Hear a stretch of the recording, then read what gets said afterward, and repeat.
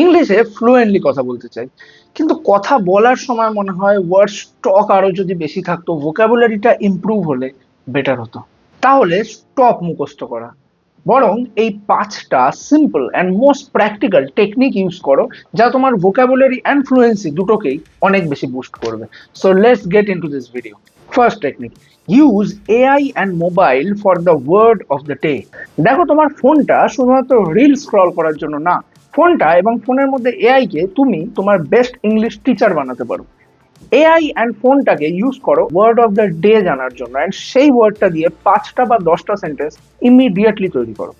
কিন্তু একটা কথা বলো, একটা ওয়ার্ড একবার ইউজ করলে কি মনে থাকবে? নোপ। তার জন্য স্পেসড রিপিটেশন ফ্লো ইউজ করো।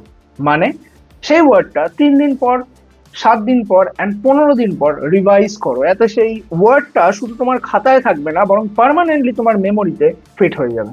Second, the SRK method. Vocabulary build করতে গেলে রিডিং অ্যান্ড লিসেনিং কিন্তু আনবিটেবল। এসআরকের মতো উইটি অ্যান্ড চার্মিং সাউন্ড করতে গেলে read, article, news paper, fiction, non fiction, যেটা তোমার ভালো লাগে সেটাই পড়ো। লিসেনিং এর জন্য আছে ইংলিশ মুভিজ বা অ্যানিমে, যেটা আমার পার্সোনাল ফেভারিট। তাছাড়াও স্ট্যান্ড আপ কমেডি। এগুলো নট অনলি তোমাকে রেগুলার বেসিসে নতুন ওয়ার্ডস, ফ্রেজেস, ইডিয়ামস এগুলো শেখাবে, ইনফ্যাক্ট সেই ওয়ার্ডস গুলো, সেই ফ্রেজ গুলো, সেই ইডিয়ামস গুলো প্র্যাকটিক্যাল লাইফে কিভাবে ইউজ করতে হয় সেটাও বুঝিয়ে দেবে। Third, chat and right in English.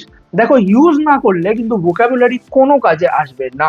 ফ্রেন্ডসদের সাথে প্রপার ইংলিশে চ্যাট করা স্টার্ট করো।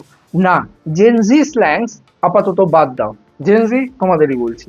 তারপর আস্তে আস্তে সারাদিনে কি ঘটলো সেটা ইংলিশে লিখে রাখা, বা নিজের থটস সোশ্যাল মিডিয়ায় ইংলিশে শেয়ার করা, এগুলো স্টার্ট করো। অ্যান্ড নিজের একটা আলাদা ওয়ার্ড জার্নাল বানিয়ে রাখো, যাতে নতুন কোনো ওয়ার্ডস পেলে সেই জার্নালে লিখে রাখো, যেটাকে পরে ইউজ করতে পারবে। Fourth, compliment others using new ওয়ার্ডস।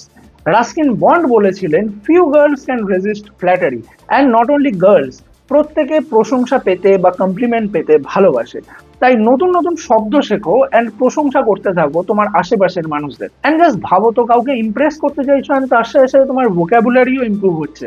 দারুণ আইডিয়া, তাই না? সো নেক্সট টাইম কাউকে ফ্ল্যাটার করতে চাইলে নিউ ফ্যান্সি ওয়ার্ডস ইউজ করো। এটা win win situation. Last but not the least, fifth, get a mentor like me. দেখো, সেলফ লার্নিং অবশ্যই খুব ভালো, বাট একজন মেন্টর থাকলে তোমার এই লার্নিং প্রসেস 10x ইজিয়ার হয়ে যাবে। প্রত্যেক সপ্তাহে নতুন ওয়ার্ডস দেওয়া, রিডিং মেটেরিয়ালস প্রোভাইড করা, মিস্টেক্সকে কারেক্ট করা, এগুলো আমি পার্সোনালি করে থাকি আমার স্টুডেন্টসদের জন্য।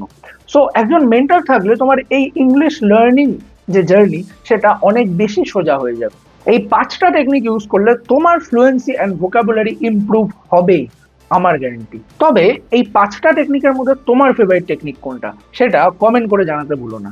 এরকমই fun but practical English learning এর ভিডিও পেতে চাইলে লাইক, শেয়ার অ্যান্ড সাবস্ক্রাইব করতে ভুলো না। দেখা হচ্ছে নেক্সট ভিডিওতে। বাই।